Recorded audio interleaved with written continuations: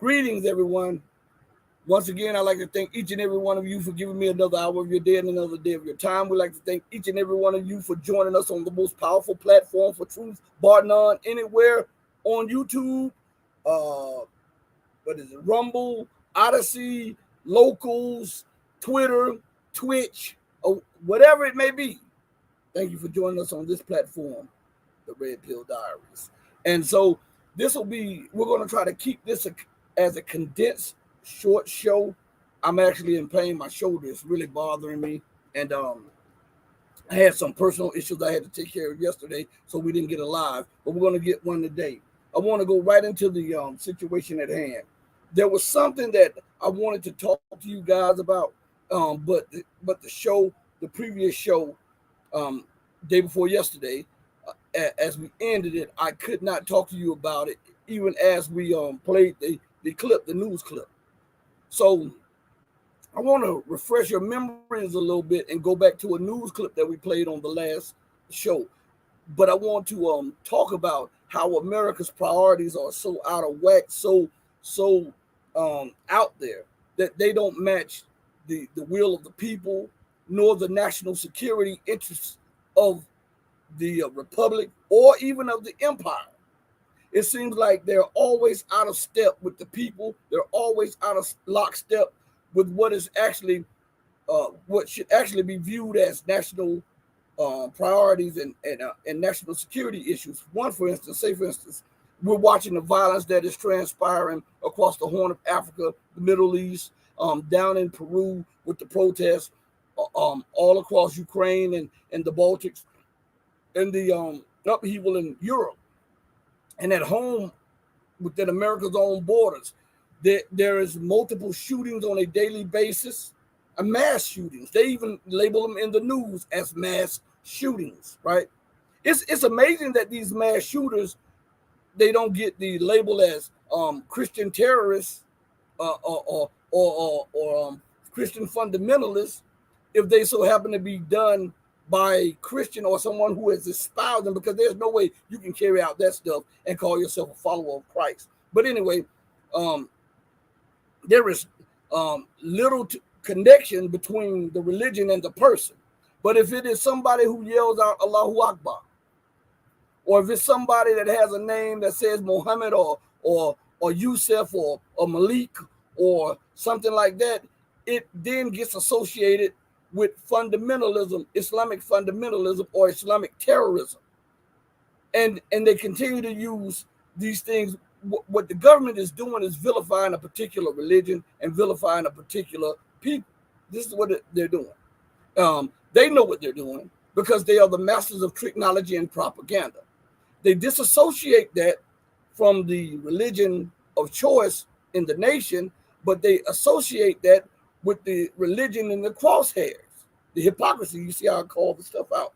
Like if a person named Yusuf commits a crime, he's a Islamic terrorist, he's a fundamentalist, right? But if a person named David does it, it was just he was angry or depressed or something like that. There's a disassociation of the religion from David, but there's an association of the religion with Yusuf or Malik. You see this? And this is what has been the U.S. government and the Western world have been doing since that false flag that happened in 2001.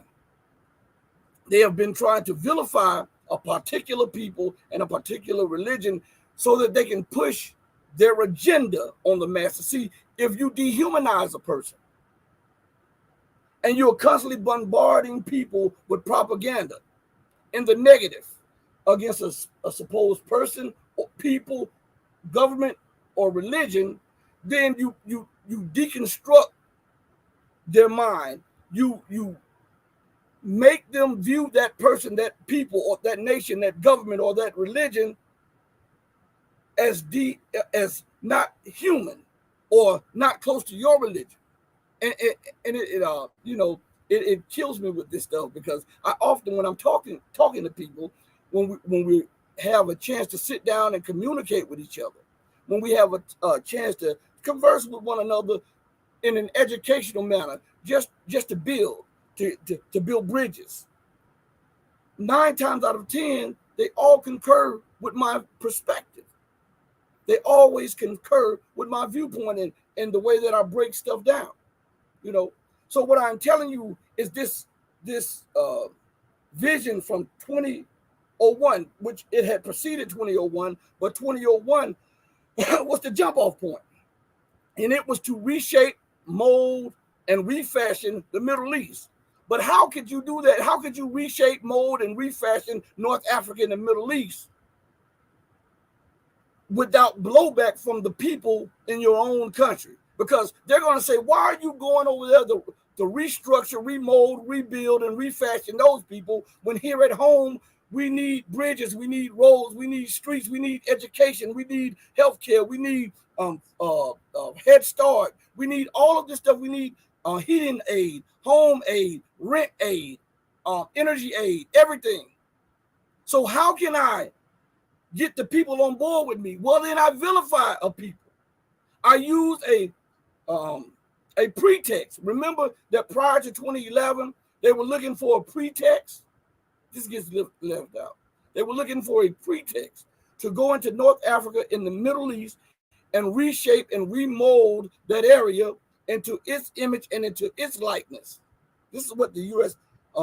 Military, the U.S. government, the U.S. empire, and all of their minions have openly admitted. So I'm not saying something that should be surprising to you.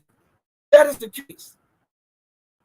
You break down opposition to your plans, especially when this endeavor may cost hundreds of billions of dollars and even into the trillions.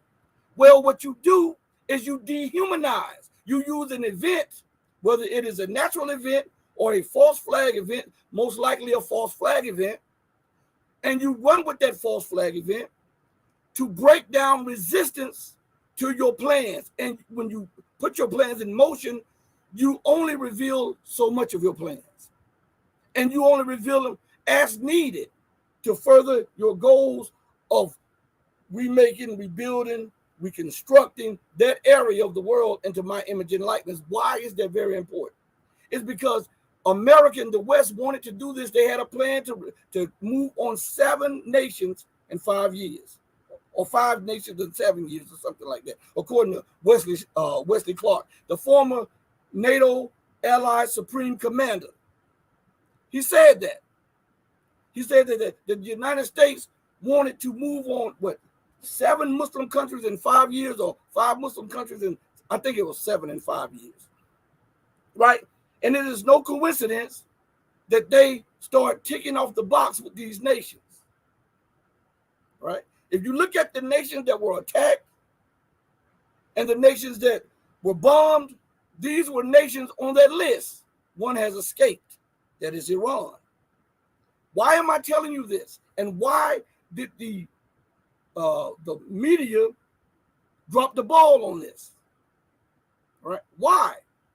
It is because the media has an inherent interest and a cause to drop the ball on this because of the financial benefits to the government and to the media. Because if they dominate this region, they dominate the oil and the gas. That means that they can keep the oil and gas on dollar denomination, which means that they can give the empire a shot in the arm of blood. They can give it, IV. Because the empire is dehydrated and it needs some kind of rehydration. So to rehydrate the empire, to continue to expand the empire, to continue to keep the military industrial complex going, to continue to enrich those that are already enriched, you had to dominate this region of the world. And to dominate that region of the world, guess what happens? You have to vilify the people, the religion, the culture, to destroy the opposition in your own corners of the globe, so that now it becomes more easier for you to implement your plans and inflict war and colonialism and occupation on these nations and you do it under the guise of humanitarianism and territorial integrity and national sovereignty, all the while you are violating national sovereignty and territorial integrity. Now tell me if I'm lying. France, Germany, Italy, Spain, the UK, the United States, Canada, Australia, and a host of other European nations use this event to reoccupy and colonize Africa, the Northern Africa. They use this event to not remove themselves or extricate themselves from the Middle East. They doubled down and opened up more bases. If we look at Syria, were they invited there by the legitimate, recognized government of the Syrian Arab Republic? No. Has the Syrian Arab Republic government demanded the removal of these illegal occupation posts? Yes. What about in Lebanon? What about in Somalia? What about in Yemen? What about in Eritrea? What about in Djibouti? What about in the Sudan? Right?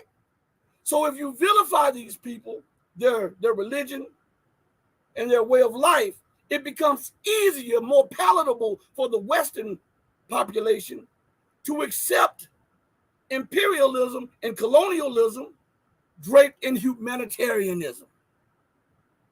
Okay? But this has caused untold loss of national treasure for America, for Britain, for the EU, for to maintain the Western way of living. They constantly need new hosts so that they can latch on. And now they're coming to an end because they used this experiment with Georgia and got a shellacking from the Russian forces. They used this the same blueprint in Ukraine, and they are getting a shellacking by the Russian forces in Ukraine. But all the while, the debt burden continues to grow. All the while, trade continues to get cut off. All the while, nations are moving outside of the dollar using local currencies and local payment systems. All the while, this is being exacted and done outside of dollar denomination, pound denomination, euro denomination. But the debt has not stopped in the West. The spending has not stopped in the West. So, let us use common sense for a minute. If I make $80,000 a year and I continue to spend $800,000 a month, how do you think that would bode well for my financial security in the near to long-term future? Well, there is no difference. If governments continue to spend unabated and they continue to print money ad nauseum, yet their levels of taking in revenue continues to diminish. And now you see nations that once invested in U.S. infrastructure, U.S. businesses, and U.S. treasuries, now parking their money outside of the Western-dominated financial system.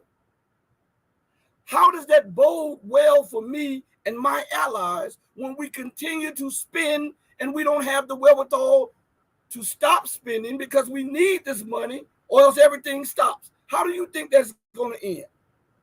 Huh? I'm asking you. And for those of you who are listening, yeah, this is the thing for my shoulder. And I am hurting. But let's go here. All right, we'll go to this article. It was another article I wanted to see, but I will come back to that other article if time permits it. But I want to go to this one real quick. Now, excuse me one second. It's on the Economic Collapse blog, okay?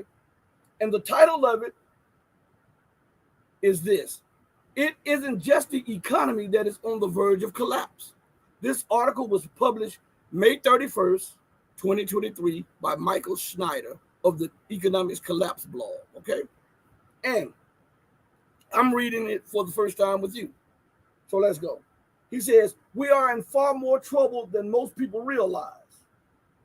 In recent months, our rapidly growing economic problems have gotten a lot of attention And without a doubt, our economy is heading into really hard times. The greatest debt bubble in the history of the world. Remember, I told you guys that yesterday on the last show. In the history of the world has started to implode. Now, let us get an understanding of what that means, okay? Hold on one second. I am trying my best. Hold on one second, everybody. Go here. All right, where's Google? Okay. Google. So, give me a second.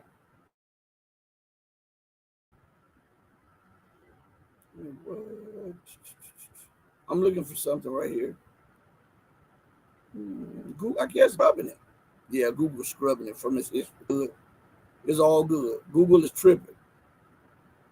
I'm searching for a term that I saw on Google the other day, but since we can't get it, we're gonna go into some. One monkey don't stop the show. Okay. So listen, it says the greatest debt bubble in the history of the world has started to implode. This is what Michael Schneider is talking about. Now, let us go to something real quick. Told you, Google, you can't stop me. The word implode means, according to the dictionary, the word implode is a verb. It means collapse or cause to collapse. I think we did read part of this the other day. Violently and inwards. So, check this out. So, the greatest debt bubble in the history of the world has started to implode or collapse violently inwards. Now, if you are a citizen of the nation where the debt bubble is imploding and it is becoming more violent and it is imploding, which means inwardly, you are to be affected by that violent turn of events. Now, instead of the government focusing on that, which is the smart thing to do, and to try to put things in place that will minimize the effects of this violent unfolding of events, especially when we're talking about in economic terms, they would rather have you think about places thousands of miles away, or to reinvest in a $10 trillion nuclear armament program, or trillions in the nuclear industry, or trillions in the Defense Department, or hundreds of billions in aid to Ukraine and all of these other Western satellites. All the while, there's a violent wind blowing at home. The growing unemployment. They fudged the numbers talking about, employment grew for such and such. You got to be aware of these numbers. But if you go to John, what is his name? I forget his name, John something, of shadowstats.com, he gives you the numbers that the government used to use. Not these made up phony numbers to hide inflation, to hide unemployment, to hide homelessness and all of that stuff. He gives you according to what the measurements were by the government until they got in such a dire position till they disregarded all those and started a new way to account for stuff. Now listen, I often say this on the show, that charity starts at home, then it spreads abroad. He who secures everything secures nothing and leaves himself exposed at home. Now, you got thousands of troops everywhere around the globe to try to enforce your dictates and your power on the world. All the while, there are over 65,000 roads, bridges, and vital infrastructure that needs to be upgraded immediately. Every day, thousands of people are joining the homeless or the hungry or the hurt. All the while, you have to work 2 and 3 jobs to buy what you used to could buy with one paycheck. What I'm trying to show you, and I'm trying to show those in government, is that if you think about everybody outside of your borders, you neglect the people within your borders, and then this will lead to insurrection, strife, rebellion, civil excitement, and civil war. When a person has lost everything, and you can continue to see the government investing abroad, And they can always find money for war. They can always find money for weapon systems, for weapon R&D. That's research and development. But they can't find it for Head Start. They can't find debt relief for students. Again, let's go to this since we're on this debt part. So the Congress had a problem with Joe Biden wanting $10,000 student debt relief, right, in the bill. Now, all of this was set up. This is what the talks were about. Neither one of them really wanted it, but they had to put it in there, the give and take, and then one in opposition, one showing support for it, and then the one that's in opposition wants this, and the one that shows support for the debt relief is against this. So what they did behind closed doors, they made you believe that the ones on the tail side of the coin wanted you to believe that they were just trying to stop unnecessary spending. And Joe Biden was trying to pretend like he was this benevolent person to bestow at least $10,000 in debt relief on the future, on the students' future, okay? And then vice versa, when you flip it, neither one of them really wanted that. This was for show. Because whenever the presidents really want something, or whenever Congress really wants something, they get it done. So, but I want you to see the flaw in their thinking, okay? The right, the so-called right and the left. In the middle, you have students. These students go to universities, go to colleges, junior colleges, trade schools, specialized schools, and different things, nursing schools, and all of this stuff. These people are your future nurses, lobotomists, doctors, business managers, office managers, presidents of hospitals, and all of these things that are vital to America and vital to our economy. These people are scientists, lawyers, policemen, firemen, teachers. All of these people who are in debt have gone in debt with the expectation that once I get this degree or this certificate, then I'll be able to better my life and get a better paying job with higher pay and better benefits, right? Now, when they get out, they find that there are no better jobs. Or if they are, you have to jump through hoops to get it. And when you jump through hoops to get it, you are in such a bad economic space that your first 5, 10, 15, 20 years of you working that job is to pay back the debt from going to school. Now, why am I bringing it up? Because it's very important that you understand this. According to history, no society has progressed, has succeeded, and has maintained its way by putting an untold burden on your future leaders, teachers, scientists. And what's more is the teachers. Why? Because those are the stewards of the and the shapers of the minds of the future leaders, politicians, doctors, lawyers, and generals. But they get small pay, unappreciated, right? And then you can find money to give somebody throwing a basketball through a hoop $50 million a year. Do you not see the degradation of society, the unfolding of society? When they put more emphasis on sport and play than on teaching and education. So they're not thinking about domestic security in that manner. They're arming the police to the teeth without a thought of true domestic security. Because I don't care how much you arm the police. If the people whom they are supposed to serve are at a disadvantage financially, then you are brewing a homemade civil war within your own borders. All the while, you're cutting this in the budget and cutting that domestically. But you can find 300 million for Ukraine. You can find another billion for Ukraine. You can find another billion to bribe a leader of another country. You can put another 20 to 80 billion dollars in emergency military appropriations. You can always find money for war and those things that revolve around war.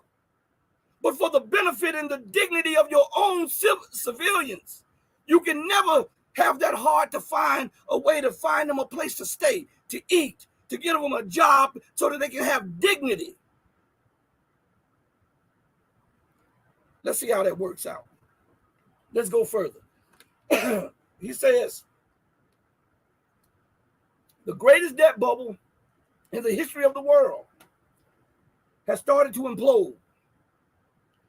And the end of this mega cycle is going to cause an immense amount of pain.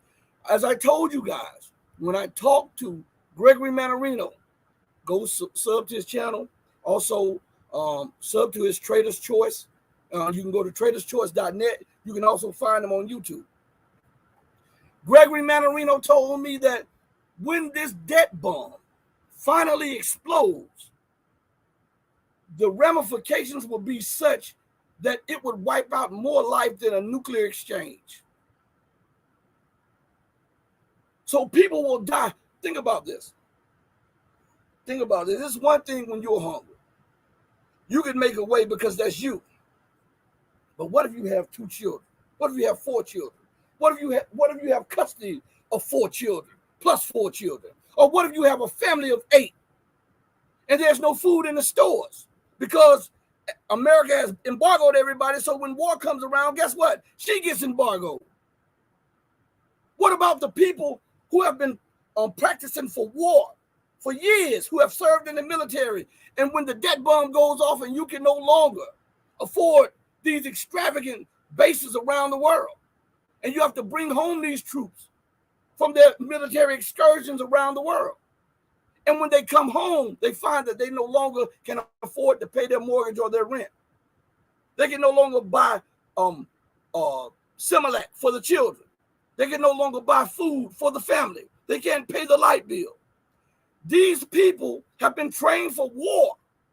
And without the dollar being the life's blood of the economic, global economic scene, as people are now getting off the dollar, we're going to see a rush of dollars within America, which causes hyperinflation. And now you got your troops back at home, can't afford food, can't afford housing. They're looking at their children saying, Mom, Dad, I'm hungry. I'm hungry. Now reason starts to dissipate. And desperation sets in.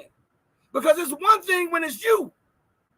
But then it's a whole different ball game when it's your little ones or your loved ones that need to eat, need something to drink, need a place to lay their head, need some security. I don't think the leadership grasps these things because there's no way that they can invest trillions in war and let the people at home starve and go homeless and all of this stuff and be able. I want you to think about this, please, just think about this. How can there be any national security if the people of that nation feels no security? You can have 1,000 military bases around the world. You can have the most powerful military force on the planet. But at home, the people are feeling not heard. They're hungry. They're homeless. They're hurting. And all of this starts to brew up. This is a recipe for an explosion at home. And they don't give this a second whim. Let them eat cake. That's their moment. Let them eat cake. Well, this is the truth. When the people can no longer find things to eat and the anger builds up, metaphorically speaking, they'll eat you, the politicians. You understand? So, again, we'll go into this, and I see some comments in the chat. Hold on one second. Let me see if I can get the YouTube chat up real quick. Hold on one second. Yeah. Excuse me. So I wonder why YouTube has been acting like this with me. Anyway, Astral Atmosphere, I'm here. Sorry I'm late. I'm going to rewatch. Yeah, like, share, and subscribe. Please hit the like button, please, and share and subscribe. And also, if you are listening and you're not a channel member, or if you're not a subscriber, please feel free to subscribe and let us discuss these topics, and let us be agreeable to disagree if we disagree. Also, if you like, I would really like it if you join and become a channel member. Or we're going to drop more heat this weekend. If I get a chance to, my shoulder bothering, but we're going to drop more heat on the channel member side. Thank you so much for each and every one of you. Now, let's go back to this real quick. So it goes on and says this, and the end of this mega cycle is going to cause an immense amount of pain. But if every other element of our society was strong, we could survive that. It may surprise a lot of you to hear me say that, but it is true. If all that we were facing was an economic collapse, it would cause an enormous amount of turmoil in this country, but we would make it through. Unfortunately, listen to what he says. We are not just facing an economic collapse. See? He said, and listen what he follows that up with. I like to call what we are facing the everything collapse, because virtually every element of our society is steadily breaking down right in front of our eyes. I'm going to read that part again. If all that we were facing was an economic collapse, it would cause an enormous amount of turmoil in this country, but we would make it through. Unfortunately, let me go here real quick. Give me a second real quick. You know I like to give definitions. So you guys give me a second.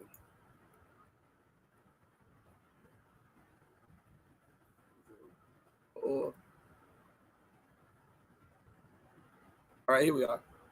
Unfortunately comes from the word unfortunate, which is an adjective, and it means having or marked by bad fortune, unlucky, hapless, out of luck, down on one's luck, luckless. So now we know what unfortunate means. Let us read that again.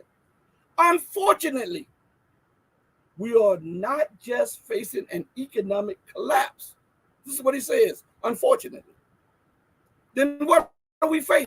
He says, I like to call what we are facing the everything collapse, because virtually every element of our society is steadily breaking down right in front of our eyes. Now, if this is the case, right, and it is absolutely the case, wouldn't your resources be better served? Wouldn't your people be better served by you taking your resources and investing in your people? Like you invested in Ukraine, like you invested in the color revolutions around the world, like you are invested into an Asian pivot of military weapons and personnel to try to confront China. Wouldn't that money be best served giving a break to those who will be your future leaders by removing the burden of student debt? What about heating aid, home aid? What about senior citizens and other people not having to choose between whether or not to pay the light bill or get their prescriptions filled, or getting their prescriptions filled and being able to eat that day? Wouldn't it best serve the American Republic to reinvest that little money that she has while the dollar is still accepted in some nations around the world? Wouldn't it be better spent in the reinvestment of the population of the people of America, instead of Ukraine, instead of color revolution, instead of war, instead of weapons? Wouldn't it better suit and serve America's national interest to uplift and secure the livelihoods of her population within her own borders? This is a sound question, right? So let's look at something real quick.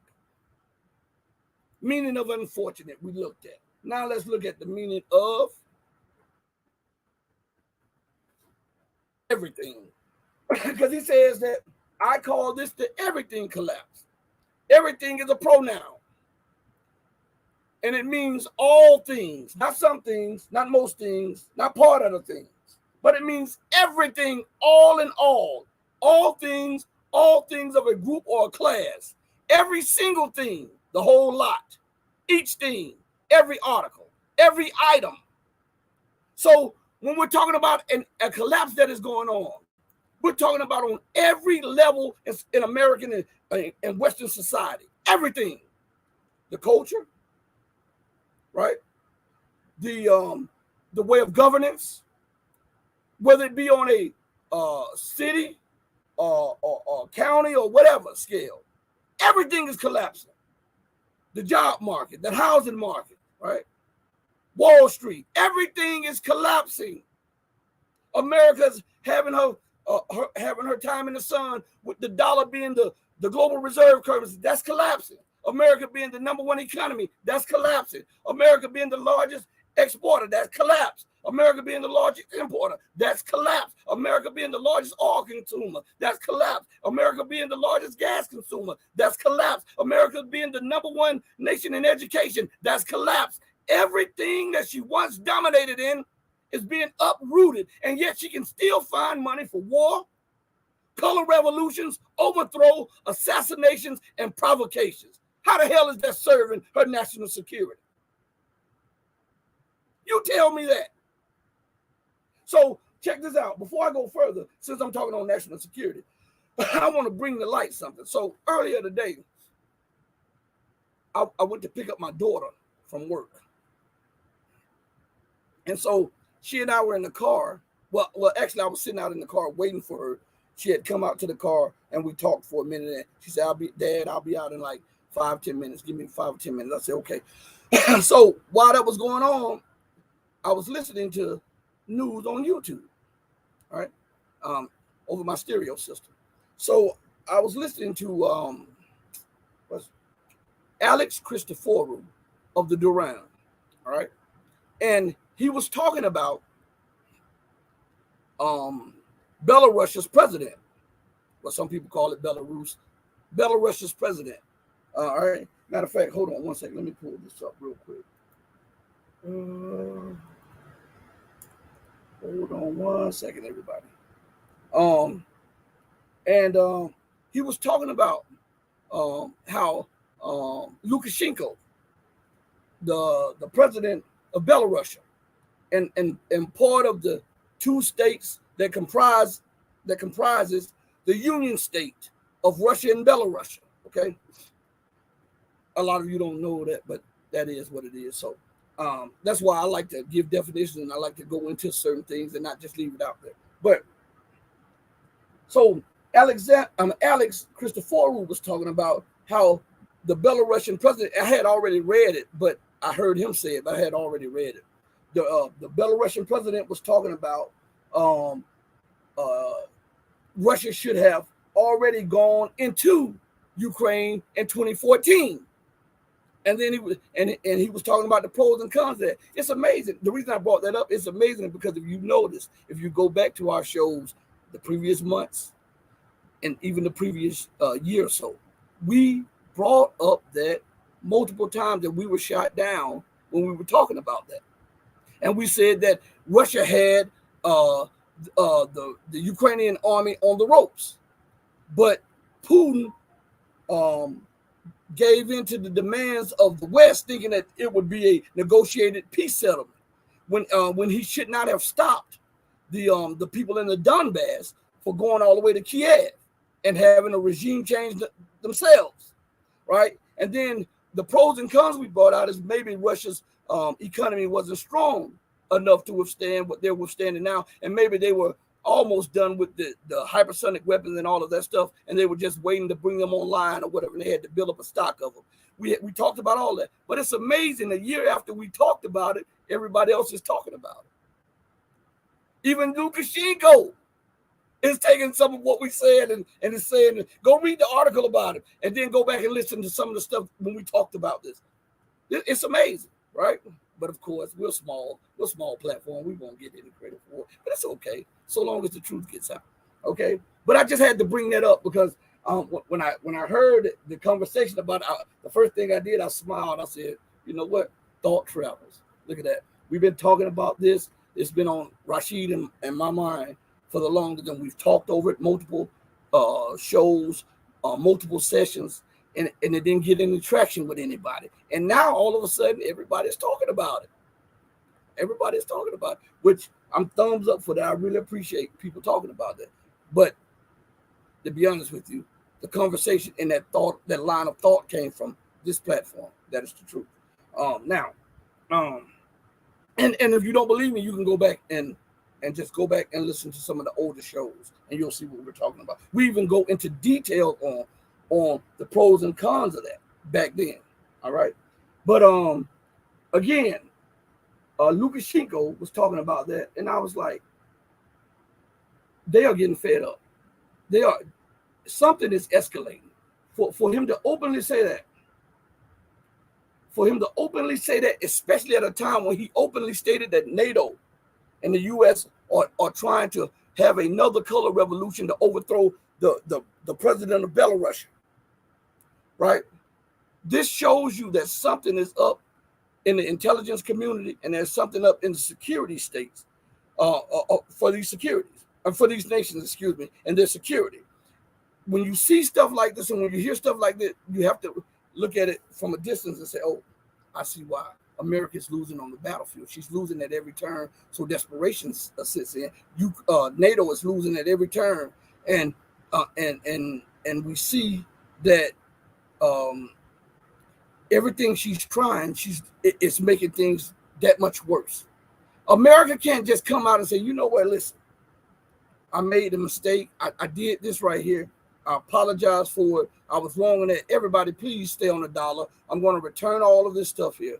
I'm going to try to do better by everybody. I tell you what, everybody, just give me a 6 months grace period to prove to you that I will no longer weaponize the dollar. I will no longer do this, even if it did not stop the tide from turning in her decline. People will have sympathy on her for acknowledging the stuff that she's done and trying to make amends of it. But that's not what America, Great Britain, and the EU is doing. As a matter of fact, the EU is so arrogant about this. Check this out. Let me go to something while I'm talking to you guys. I'm telling you, they don't know anything but doubling down on failure. Let's see if I can find this. Let's see if it's here. Because I have it. I may have not have downloaded, but it's about the EU. And they are trying to talk to Russia behind closed doors. Listen to me good. You have sanctioned. You have did what, 9, 10 sanction packages. Not 1, not 2, not 3, not 4. You've done almost a dime on me. Either a dime or you're going into a baker's dozen on me of sanction packages. You're following America and everything she's doing, and then behind closed, and you are openly stating that the only way to end this crisis is we must continue to arm Ukraine. Ukrainian and NATO soldiers are dying. Russian soldiers are dying. And this battle is starting to intensify and escalate now.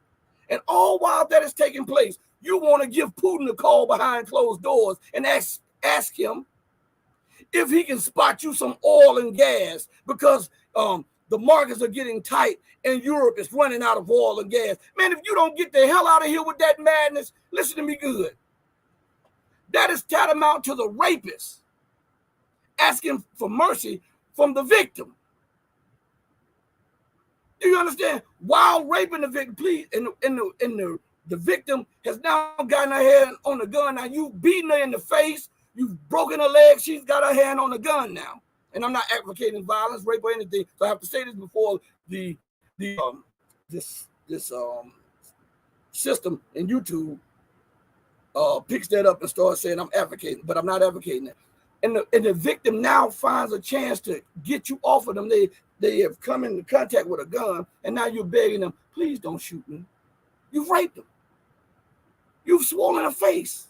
You've broken her legs. And then you have talked to her while you were doing it, said, oh, you're not going to escape this. When I get done, I'm going to kill you. And then when the victim now gets the gun, you want mercy on you. What kind of stuff is that? But that's only in the mind of a lunatic. And I continue to tell you that the leaders of America and the leaders of the UK and the leaders of Europe are berserkers. Look up what berserker is. They are berserkers. And they get a joy, a thrill, almost like a sexual pleasing of the blood and gore and the war that they prosecute and perpetrate across the globe. And I'm going to tell you why it's like that. And you can't defend or defeat what I'm saying. You can't defeat what I'm saying. You can't defend their side against what I'm saying. If it was not something that they get turned on by, then why the hell would they constantly do it? Hmm? You do things over and over that you get gratification by, that you derive pleasure from. So if you're constantly making war, you're constantly bombing people, you're constantly occupying and you're constantly raping, you are getting some type of gratification, some type of feeling off that. And when the people fight back that you bomb, that you rape, that you rob, and that you occupy, they become insurgents and terrorists. You 2,000, 5,000, 7,000, 10,000 miles away from your shores, and they're defending their people, their territory, their resources, and they're the insurgents, and they're the terrorists. In the mind of the berserker, in the mind of the lunatic, in the mind of bizarro world, that's right. But in the mind of rational people, in a civil society, that's wrong. So we see these people being berserkers. We see it. We're going to read a little bit more of this. Let's see. Let me look back. Oh, CC is it too. Thank you for joining, CC.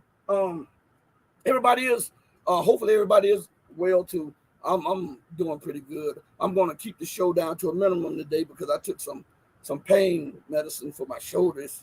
It's killing me. And I'm a little, I get a little drowsy a little bit. So I'm going to try to keep this down under 2 hours, But listen, let's go to something real quick. Let me put this in the search engine real quick. Hold on, not the Google search engine, but in this website search engine. Let me see if I can find it. What was it? What was it? Okay, Belarus. Okay, here it is. All right. All right. Oh, here it is, right here. So. Right here, the title of the article is Russia should have launched Ukraine operation in 2014, Lukashenko says. And it was published June 1st. Okay, so that was yesterday. Now, mind you, this show has been saying that since last year, since the pop-off of, and even before the pop-off of this special military operation being conducted by the Russian Federation. We have been saying that for the longest. But look what Lukashenko says here. Moscow and Minsk, now this is the article, and I'm going to read it, and then I'll tell you which part he said. Moscow and Minsk, these are the two capitals of Belarus and Russia. It says, persisted with doomed diplomatic efforts for too long, the Belarusian president believes. See, this is what I'm saying. He has come to the conclusion that they should have went on and removed these clowns before it got to this point. It got to this point. Now, for those of you who say, well, Russia's economy may not have been strong enough, which may be the case at the time. But everything Russia is doing now, they could have did then.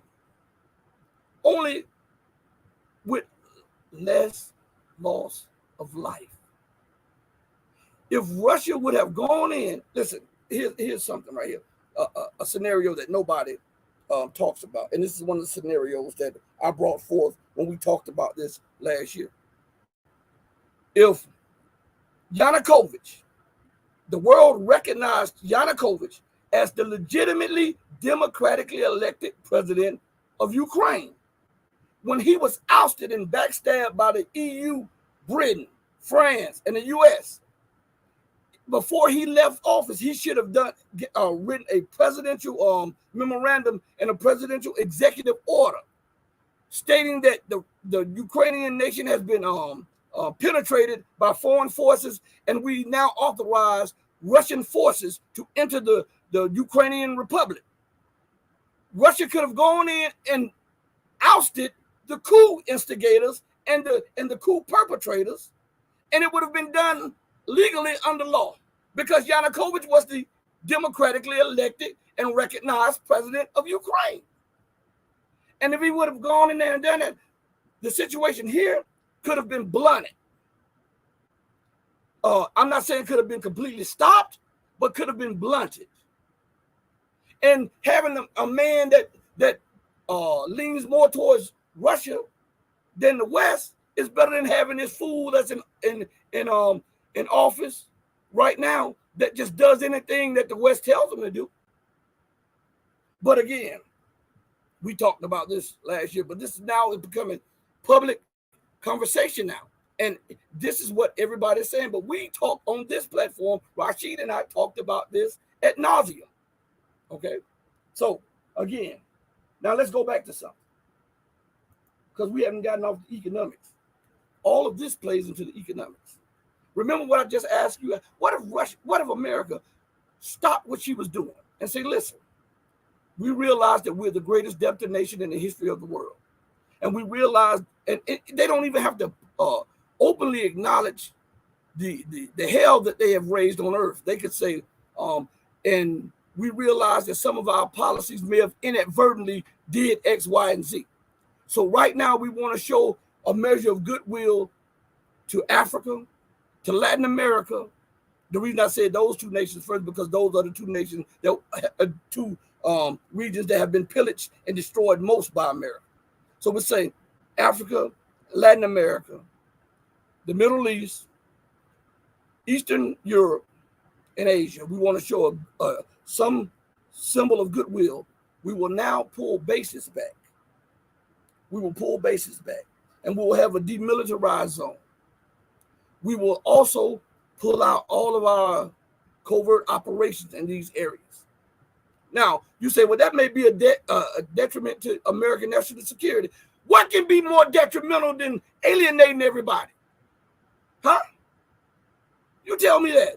What could be more detrimental to America's national security than going around the world spending money that you don't need to spend, threatening nations that you don't need to threaten, waging wars that you have no business being involved in or starting, right?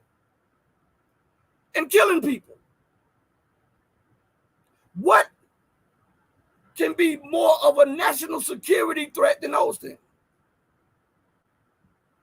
You've tried that over and over again. And all you have done is alienate people and cause all of these blocks to emerge against you that'll be trading outside of your dollar. So, of course, your reasoning and your judgment has not proven to be fruitful. So if you're in a hole and you have a backhoe or a shovel and you're digging, how about for a second you put the backhoe and the shovel down and stop digging? Because these nations may give a little leniency towards you if you show contrition, if you show that you're truly sorry, right? But that's not what you do. You double, triple, quadruple down on failed policies and you alienate more people. Do you believe that the BRICS organization would have been possible if there was no NATO? If there was no pivot to Asia? If there was no doubling down in the destabilization of Africa? If there was no overthrow of governments in Latin America? Do you believe that BRICS would have been able to form? Do you believe that Russia would have almost the entire world on its side if America had not stolen $650 billion of Russia's wealth?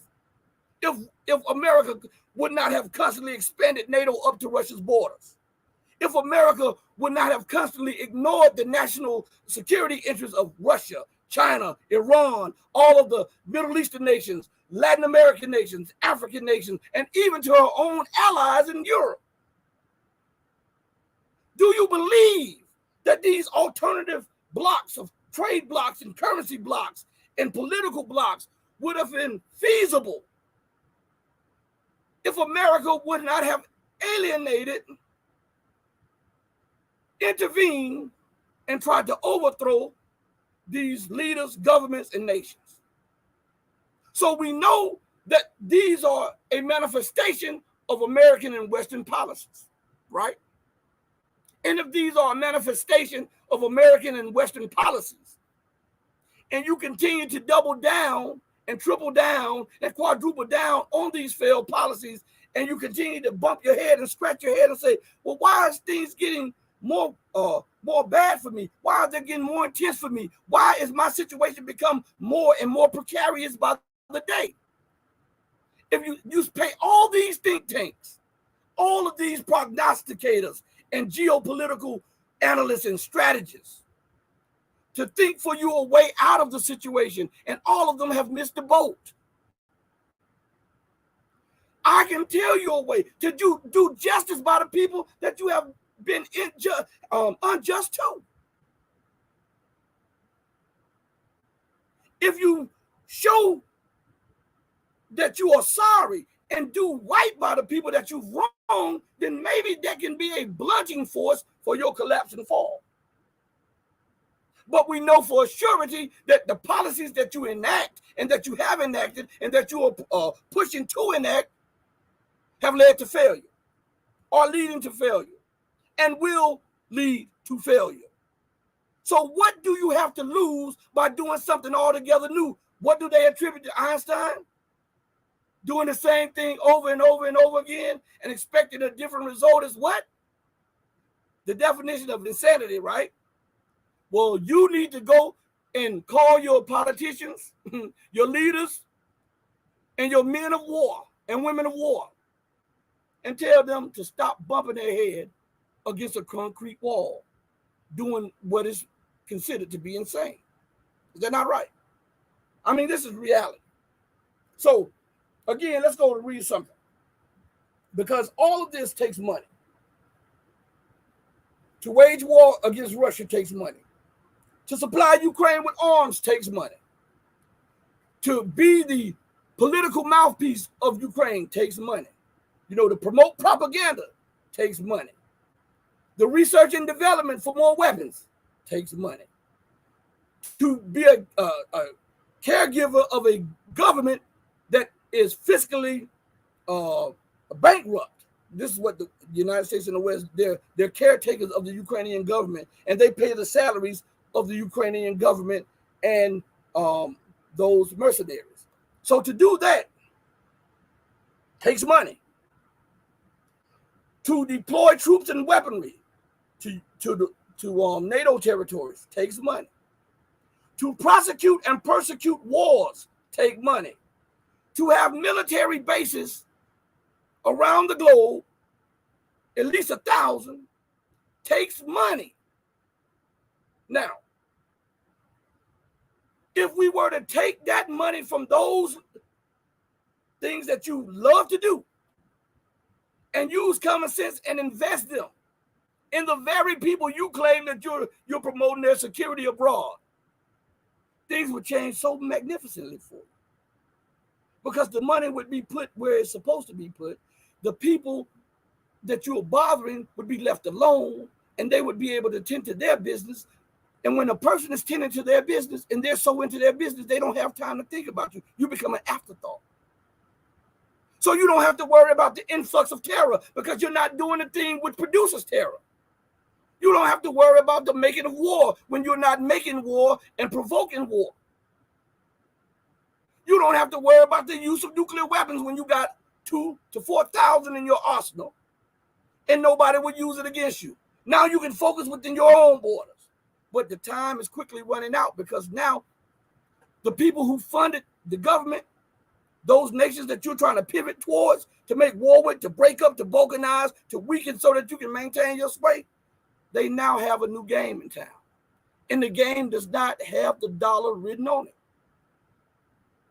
It doesn't have SWIFT written on it. You have the Latin American nations coming up with their own currency and their own payment system. You have the African Union, 50 plus nations that are now putting together a united currency. The same thing that got Muammar Gaddafi killed. They now have the wherewithal now to put it into play. They have a free trade agreement. They have currency swap agreements. You see, in the Eurasian area, what are they doing? They have a Eurasian Economic Union. In West Asia, they just concluded a West Asian summit where they are now putting together their own version of SWIFT and their own monetary policies that does not include the euro, the pound, nor the dollar. We see the ASEAN or the ASEAN grouping along with China with their free trade agreement that uses the yuan and other national currencies outside of the euro, the dollar, and the pound. All of this metastasized due to American, British, and European intransigence and arrogance. And you're doubling down on failed policies. You know, it's crazy, right? Oh, man, listen. I mean, it's crazy. It's absolutely crazy that this is the case. But we see it on a daily basis. These people are crazy as hell. There's no way that you can explain this stuff away. They have PhDs, they have masters and doctorates and all this and that. And yet they're running the American Republic in the ground. They're running it into the ground. And all of their degrees, they're not wise enough to see that the policy that they continue to push and propagate lies at the base of why the Republic is falling. So they're so smart till they're dumb. They're so smart till they're dumb. And we watch this in real time on a global scale. The fall of America, the fall of the Western world. This is true. So going back to this, again, all of that costs money. Now, how are you going to keep that going when Latin America, Africa, Eurasia, West Asia, and Asia are now moving outside of the scope of the Western-dominated financial system, outside of SWIFT, outside of the dollar, outside of the pound, outside of the euro, especially when Europe has little to no resources. So how can you make that be a happy ending? You know what you do? You revert to the things that got you to where you are. Banditry. That's what you do. So that's what they're doing. Banditry. They're trying to seize assets. They're trying to, what seizing means is to steal, to take. That's what they do. But they want to put it in a packaged up term, seized. No, you stole. You took. Right? And at the same time, they don't realize those actions are bringing about an equal or greater reaction, and that equal or greater reaction that science tells us would happen for every action is nations on the outside starting to do business outside of the dollar, the euro, the pound, outside of SWIFT. And yet the wise of the Western world can't see this, can't understand this, don't realize why nations are doing this. It's because of your arrogance, your intransigence, your racism, your exceptionalism. And you're always in everybody's business trying to dictate to them how they should live, what they should do, how they should do it. Do as I say, not as I do. The world has grown, they have grown fed up with that. They have. And that's why you see them unifying on the outside. As a matter of fact, let us listen to this. Pay close attention to this. This is about 5 minutes. Don't go anywhere. Hit the like button. Also, subscribe if you're not subscribed. And also, it would be a huge favor for me if you become a channel member. Thank you so much. But I want you to listen to this. Okay, calm down. If I could make one point, Katie, it's really important. This is part of something Americans have not yet wrapped their heads around. The American empire, like every empire before it, is now shrinking. You know, empires rise, they have a flourish, they grow, it's very impressive. And at their peak, they can't imagine that it won't last forever. It never has. Every empire, the Greek, the Roman, the Persian, the Turkish, you fill in the blank, they all went up, then they went down. The ride up, much more fun than the ride down. We are now in the ride down, and we better be very careful, because denial, which is the way most of America is so far dealing with it, is not a solution. It doesn't go away because you pretend it isn't happening. The dollar's decline is a literal barometer week in and week out of what we're seeing.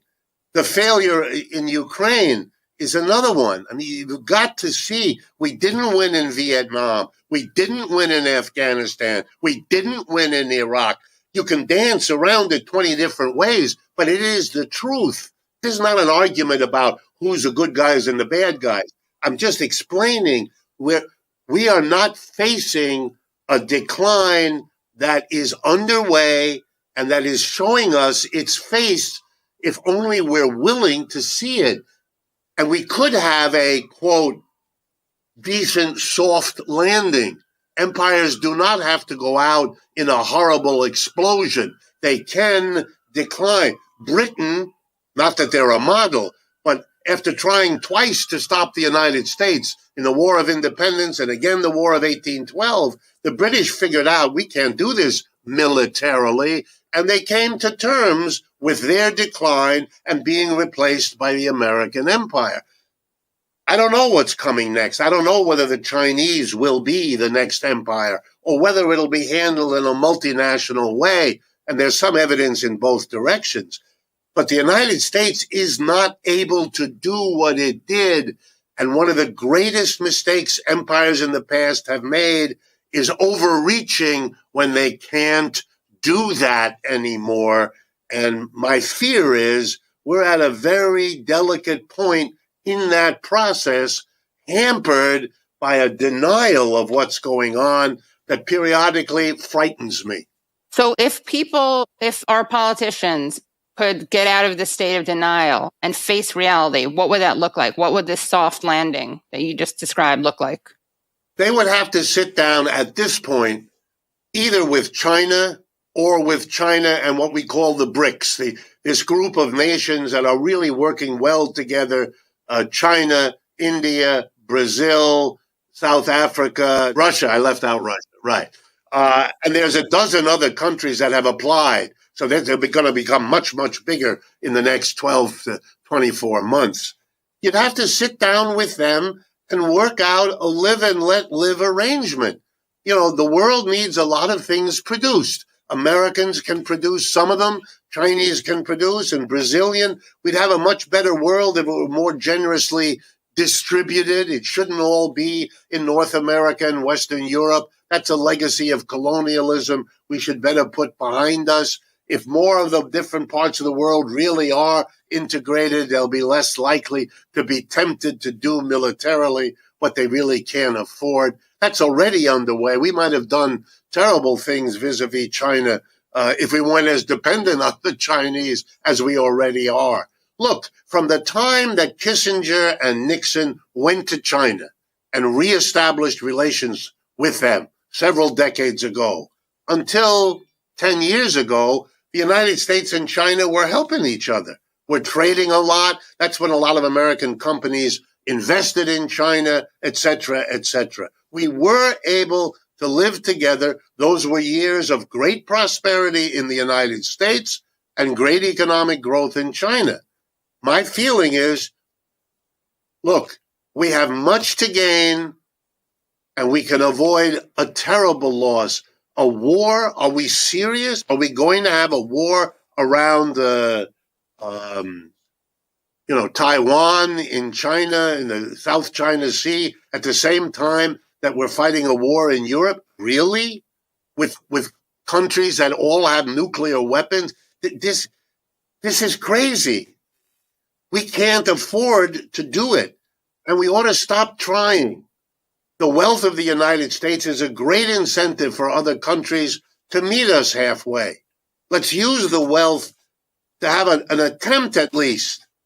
Even if we fail, it's worth the effort to try to do this rather than the saber rattling that's scaring everybody in the world and not bringing the United States out of its decline. Its decline continues. You rattle your sword against Russia and China, the situation of the United States has not gotten better. The United States is more isolated now than it was 5 years ago. Russia is not the pariah nation that the United States and Western Europe would like to claim it to be. I'm not arguing whether it's right or wrong. Sure. I'm not It's not a defending moral argument or any of that. What I'm saying is, let's be honest and look at the situation the way it is. We are fighting to the last Ukrainian, and I don't think that's a smart move at all.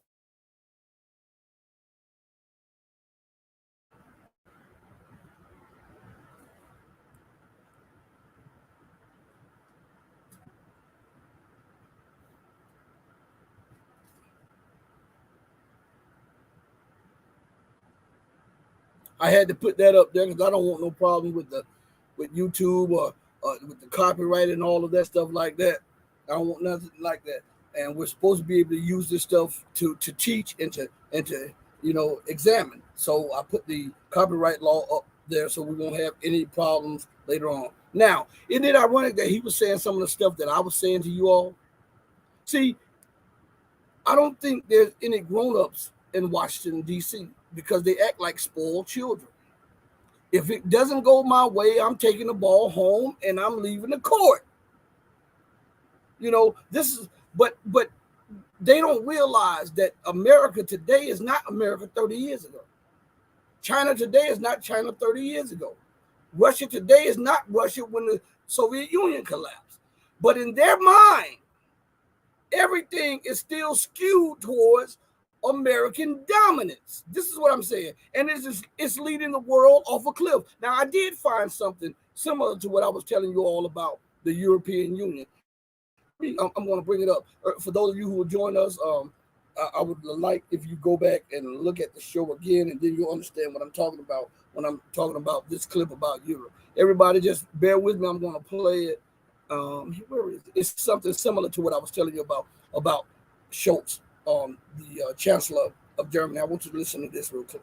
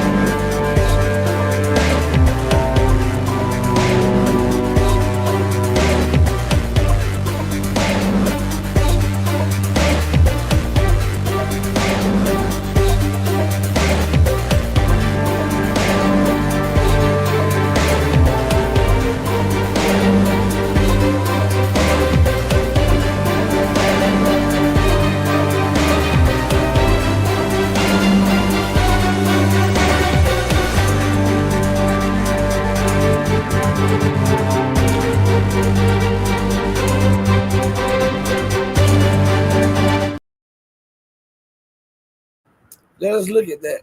Let's unpack that. Now, Germany, the economic engine of Europe. Not only is Germany the economic engine, but Germany is also the largest European economy and the second largest Western economy after the United States. Now, tell me, was it smart for Germany to enact all of these packages, these sanction packages against Russia? Now that the economy has entered a recession, quote unquote recession, which means that the entire Eurozone is entered a recession, because if Germany is the heart of and the economic engine and driver of Europe, and the heart has entered a recession, what does that say about the weaker or the lesser economies, right? Okay, now, why is the German chancellor now trying to reach out to the Russian president? It's a few things here. Because within a month or two, that is when the European Union usually starts to try to fill up their gas, underground gas reserve. They start trying to take in that so that they can have it filled for the winter months, right? Nobody's a fool. What do you think you're dealing with? Anyway, now I want you to see this, because a lot of people, they just let this go. Now, you want to sanction me, right? 10, 11 sanctions now. Listen to me good. Not one, not two, not three. Maybe we could have rebounded. But we're talking about 10 and 11 sanction packages that were driven by Germans, right? And British and French, right? And Polish people, right? That was driven by those leaders. Now, Germany's success as a manufacturer and an economic and an industrial powerhouse was allowed due to the fact that Russia was supplying cheap gas and oil to Germany. And hold on, we can't leave this out. Algeria and other African nations were also supplying cheap oil and gas to Europe. Now, you take Russian gas out of the equation, Russian oil out of the equation, Russian commodities out of the equation, and now we see a deindustrialized Germany, which is the very heart of Europe's economy. So if we see a deindustrialized Germany, which is the heart of Europe's economy, falls into a recession, then what does that mean about all of the other dominoes that's attached to the German economy, which is Italy, Greece, and all of these other nations? So now they want to talk. You didn't want to talk when I was asking you to stop pushing NATO up to my border. You didn't want to talk when I kept saying, listen, you're threatening my security, you're going to force me to act. You didn't want to talk when I tried to come up with both ideas that was both acceptable to Russia and to you guys in the West. You didn't want to talk. You didn't want to talk when you issued 10 to 11 sanction packages against me. You didn't want to talk when you gave them Leopard 2 tanks to fight against me, or those air defense systems to fight against me. But you want to talk to me now that your economy is deindustrialized. Your economy has gone into a recession. Your people are in an uproar. Your project in Ukraine is collapsing. And oh yeah, let us not forget that we're quickly approaching the time where Germany and other European nations need gas so that they can fill up their underground gas storages. If you don't go to hell and go to hell with gasoline draws on, I don't know what to tell you. If I was in that seat, listen to me good. If I was in that seat and receiving that phone call, if I was Putin, you got a lot of bodies on your hand, buddy. You got a lot of destruction on your hand. You got a lot of bloodshed on your hand. And to come to ask, to want to talk to me, to talk about economics when you got 10 or 11 sanctions on me and you stole $350 billion of my money. No. Now, in the urban America, what a person would do is go knock on his door and say, listen, we got to settle this. Either you got to give me what you took from me, or you got to come out here and you got to show me your hands. And hands means you got to fight. Something like that. What Russia should do, no. I'm too busy to accept this call. Now beneath Russia. I'm too busy to hold it. You want to talk to me? It costs. You know what it costs? Remove those sanctions. All 11 packages. If it's hard for you to remove, guess what? It'll be even hard for you when the winter comes around. Remove all 10 to 11 sanction packages. Cease and desist with all weapon sales and deliveries to Ukraine. And then pull out all Western mercenaries. Then we can talk. That's the starting grounds for the talks. Otherwise, I'm going to grind you into the ground like I'm doing. Because now everything is beautiful for me. Everything has fallen my way. So why should I talk to you? Remember, I told you guys on this show that when the West wants to talk, that is because they're losing and they're losing bad. When the West want to feel the temperature of something, they push it out through the media and say, well, maybe we can freeze the conflict, or maybe we can do this. They want to see what Russia's reaction is going to be. Well, when they introduced that the German chancellor would talk, no. What do we have to talk about? You just closed down my consulates a few days ago. And you want to talk to me? We don't have anything to talk. I tell you what, we'll talk after I'm done with this thing that you and your partners built in Ukraine. When I'm done with that, we'll talk. But we're going to talk on my terms. And we're going to talk, and the conclusion will be that everything that I ask you for my security will be given, or else you won't enjoy security. How about that? It's not going to be where my security is threatened and yours is not. Hell, if my security is threatened, yours is going to be threatened. You understand? And this is what I was telling you about. This goes back to other things. When I was telling you about Africa and Latin America. Europe talks about its security, and an individual and everybody should enjoy security and prosperity in Europe, all the while illegally occupying bases in Africa. And I asked the Europeans this. I said, well, there's protests, but there's not really anything to force your government to pull these people back. How would you feel if Chad, if Algeria, or if Sudan had bases in Paris, in London, in Berlin? You wouldn't like that. So how the hell, what makes you think that they like it? Huh? Think about this. I'm serious. Think about this. That's why I brought this to the forefront too, and I'm going to bring this up, and I'll close out in a few minutes. But listen, people wonder why there's so much violence going on against Western people in the Middle East, and they don't think about these are reactions to actions. They just see it as something happened. They don't realize that the violence is a reaction to the actions of the West. Now, to give you an example, while they're demonizing and calling people terrorists and fundamentalists and extremists, right? What could be more extreme than Arabia or Tehran or Damascus having a base 10 miles, 20 miles from the Vatican? Wouldn't that be an outrage to Europe? Wouldn't that be an outrage to all the Catholics around the world?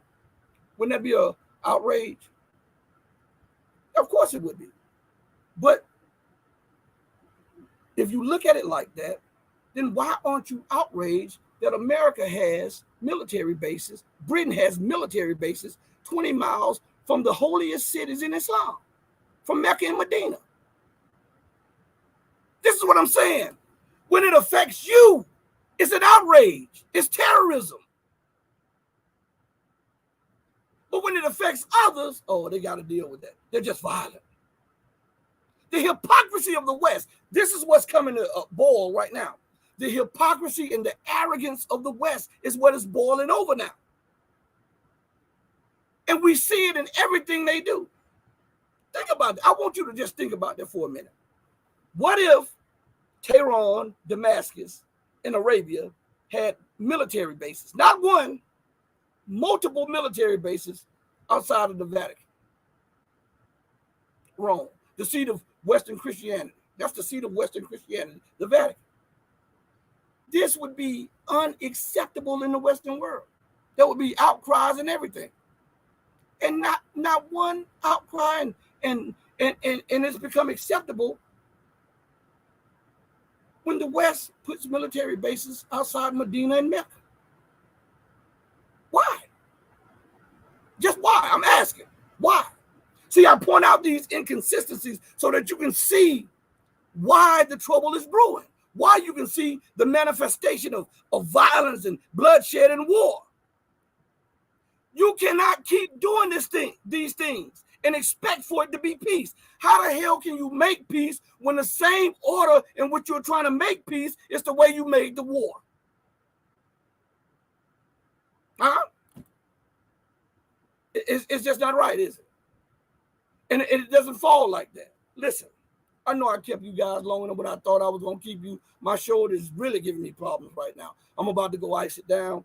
I'd like to thank each and every one of y'all joining us this weekend for the weekend blend of the Red Pill Diaries. On that note, we go out the same way we came in, with love and peace for every one of you all who loves truth and who is out here trying to promote the truth.